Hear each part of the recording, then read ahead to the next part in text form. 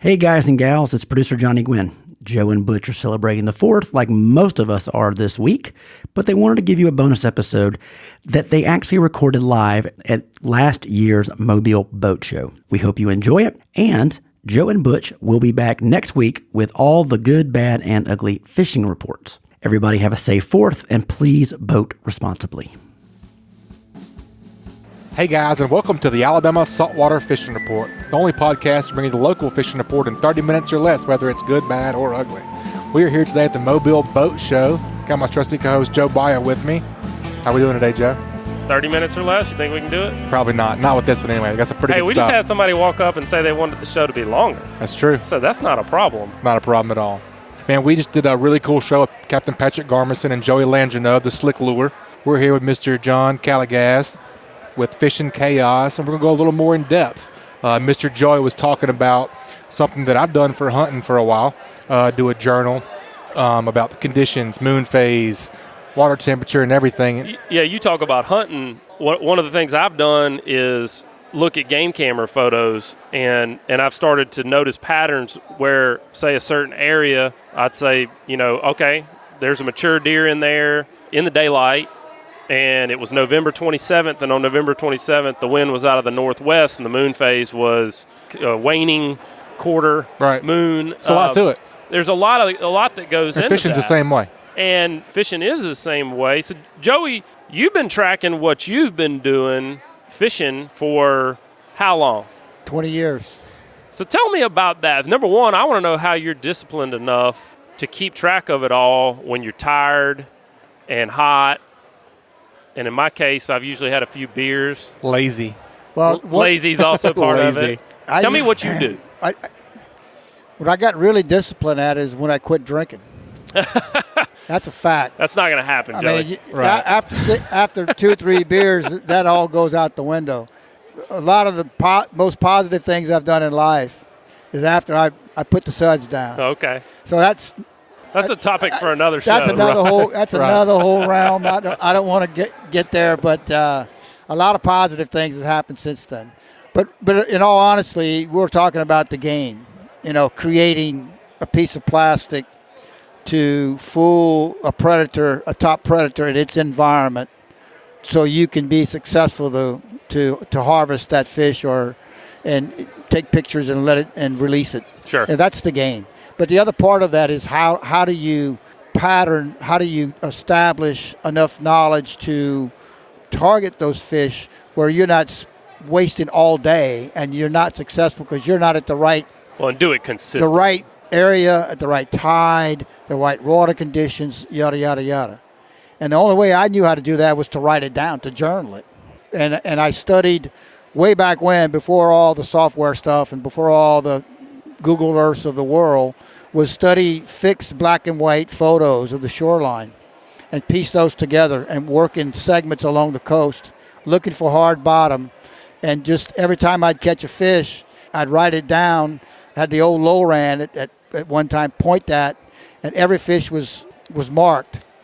And then I'd go back to hard copy print, and the mark would have the time, and I'd correlate the time with the tide conditions, and I knew what the water temperature was, and I knew what the bait were holding on, and after a period of time, you could pattern that. And you could go back and put a dot on the map, and it's almost like, this, to the point where I could pattern the hard bottom areas where a certain bar, 1.5 feet covered, fish would show up. At 3 feet, they were gone. If the top of the bar was exposed, that was not. So in putting all that together and keeping it in a journal, it just made me a better angler. Well, and our guys that contribute to the show are always talking about not being a spot fisherman. Right. And let the conditions create where you're going to fish. Sure. And you think about, I'm guilty of it, certainly, is, it's like, I caught fish there, I'm going back. Right. And then you go back and you don't catch any fish. And right. and then you're sitting there thinking, why? And for me, I'm sitting there going, I caught fish there and then I didn't catch fish there. What happened when I caught them? If I don't have it tracked, then if I haven't journaled you don't know. I don't know. One good, it's like peeling the onion back. You start peeling the onion, and more you get, more and more of the onion you peel back, the more and more if you observe it and you really observing what's going on and you're dialed in, as you peel that onion back, the information just starts to flow, and then you can connect the dots of, these fish showed up on this bar, on this moon phase. Most of the time, the most common aspect of that was the structure was holding bait. Now you can go to that sometimes. That's one of the caveats I did not mention, is that a lot of times no bait, predators have no reason, so there's some synergy there, a lot of synergy there. Sure. As to bait conditions and that's that type of thing. I mean, Butch, I'm sure you would love to know what the conditions were that one time you caught a fish. It was one time. I have some pictures of it, but I don't know what the conditions were. That's true. You got me. But in all seriousness, Joey, like, I want that information. Right. And, I mean, I'm just not disciplined enough for whatever reason. I've done it sporadically, and I said, okay, I got to remember what's happening right now. I want that information, but I just know myself well enough to know that I'm not disciplined enough on the weekend when I'm relaxing to do that. Right. Well, the other part of it is in keeping it on a consistent basis. Where that journal comes into is that if you've been busy and you haven't fished for a couple months, okay, you can literally go back to last year or the year before, and say October, full moon. Oh, yeah, I was fishing Eagle's Nest offshore rocks, okay? And we did pretty good. And then I go back to the year after that, it was pretty good. So then you can, so why not, it's kind of the similar thing, let's just go see over there. And then sometimes it works. And also the days that you didn't catch anything is the days you really want to write stuff down. That's right. Because then you don't want to go there then. Because then right. that didn't work out. Right. That was bait on this bar. Everything was there. Yeah. And for whatever reason. But see, same thing. That's way too much writing for Butch. I mean, he'd be writing that stuff down. Yeah. Weeks. Yeah. But I wrote. We have 4 tides. We have four tides per 24-hour cycle where I'm at. Well, we only have 2. Do you think you're better than us? No. Two highs, 2 lows. You write the tides down. You write the water conditions throughout the day, maybe 2-3 times during the day, especially when the fish show up, and what bottom you are on and what tide situations, and then you piece it together, and that's breadcrumbs.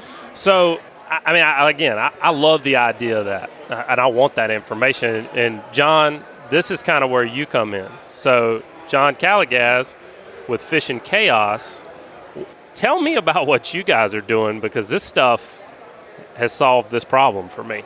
Absolutely. Yeah, one of the things that we like to tell people is fishing is a science. And, the science of fishing, most people don't get. And so let's, let us figure out that science for you. You enjoy fishing, and, you take a picture of a fish. That's you do it already. You also just tell people you catch fish. So why not allow us to take that data electronically and then figure out all the meteorological conditions, what the tide was doing, what the salinity of the water was, what the barometric pressure was, all the things that you don't want to go back and, write down. And then even if you did write it down, it's very difficult to search. And so when it's electronically and overlaid on a map, you can definitely see your patterns. And, we talk about these fishing reports. Well, a fishing pattern is sometimes more important than the actual report because it can change very quickly. And so you want to go see what you've done in the past and go emulate that. And like Joey said, you might not go fishing for 2 months. Well, you went fishing that month last year, or you went fishing, 5 months ago that had the exact same conditions. Right. It's not necessarily just time. And then also, I forgot who said it, but it's just as important to understand you didn't catch fish. And so what our system allows is a count. And so, like what some of these guys do is they don't log every single fish. When they get on a hot bite of trout, they'll log 20 fish. And if they don't get on a hot bite, they'll log 0 fish. 0 is just as important as 20 in the data collection side. Mm-hmm. You'd have a lot of zeros, Joe. Yeah. I mean, be a very bare app for you. Well, that's kind of the cool thing about the fishing report, in that as opposed to what we do on the radio. I mean, I like the radio show too, but that's it's there and then it's gone. Right. So like with the fishing report, if you want to, you can go back to this time last year and see what the report was. See what was happening. And Sure. it's going to be conditional, of course. The river might be muddy. The bay might be muddy. Bay might not be muddy this year, Right. but it may be muddy a week from now. So, I mean, it's funny to me, since we've started this podcast, we see a lot of people going back and listening to the first shows we ever did, and because they're picking up knowledge out of that by doing that. But that's exactly what you're talking about doing. So here's what I'm going to do. Handle this objection. What if I'm scared that I'm on my smartphone and I log my fish? How do I know that information is protected?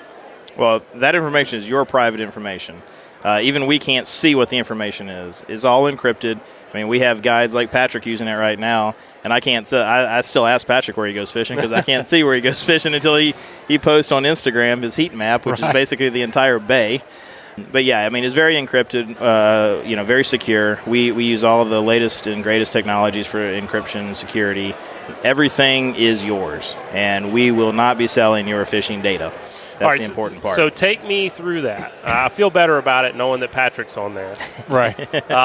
Take me through that. I'm out on the boat. I got Captain Joey Landreneau with me. We just smashed some fish on the slick lure. What do I do? We just caught a big trout. How do I log that fish? Well, you pop out your phone, and if you want to take a picture, you can. If not, you just put in the fish, speckled trout, whether it's a redfish, speckled trout. We have all the species listed. We also have what we call the tackle box, which allows you to note what you tied on. So it's an app. You open the app. And then it's also, for example, when we're fishing with the slick lure, we put slick lure on the line, and you can have multiple because you fish with multiple rods.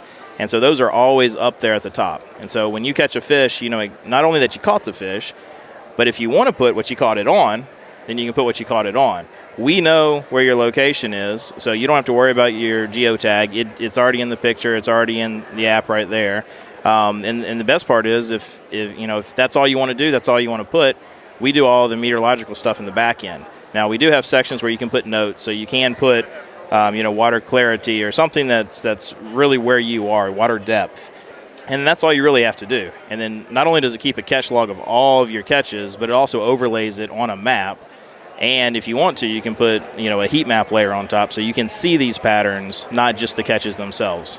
With that, we'd like to tie in all of our modules at Fishing Chaos. So if all these high schools that are running fishing tournaments throughout the year, their catch log entries, their CPR tournaments, catch photo release, from the catch log that you're entering in, you just select the tournament you're part of, and it submits it to the tournament as well.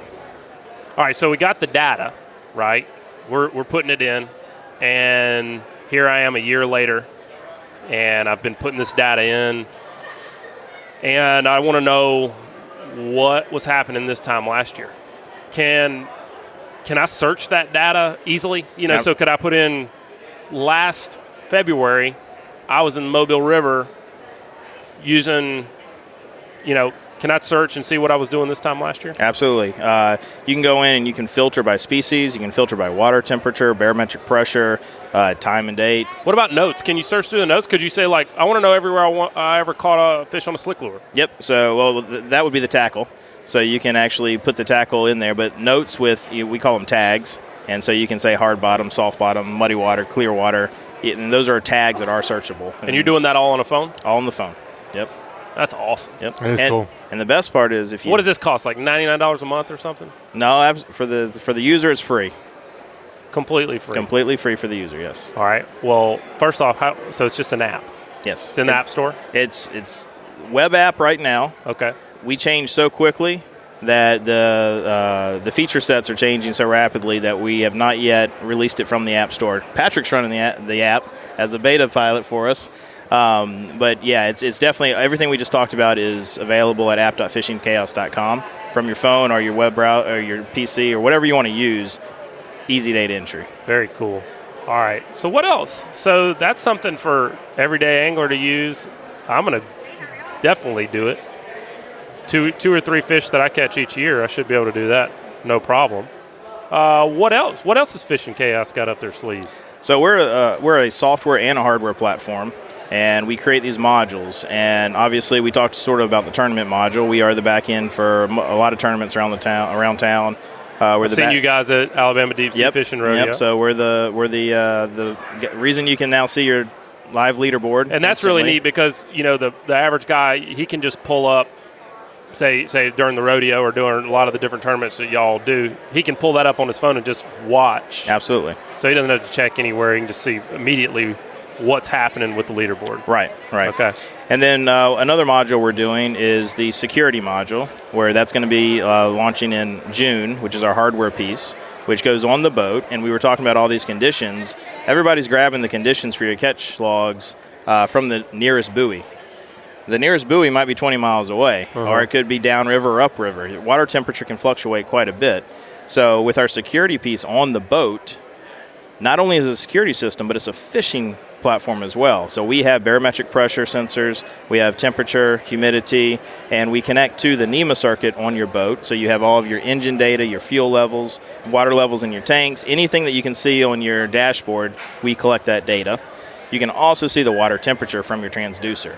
So when you are logging a fish, you're not logging the temperature 20 miles away. You're logging the temperature right underneath your boat. And so our last module, in depth as well. We can also get depth, Joey. So from the transducer. But the water temperature is critical. Yes, it is. I mean, there's areas in my fishing in my old logs at the entrance of a cut in the bank where I fish.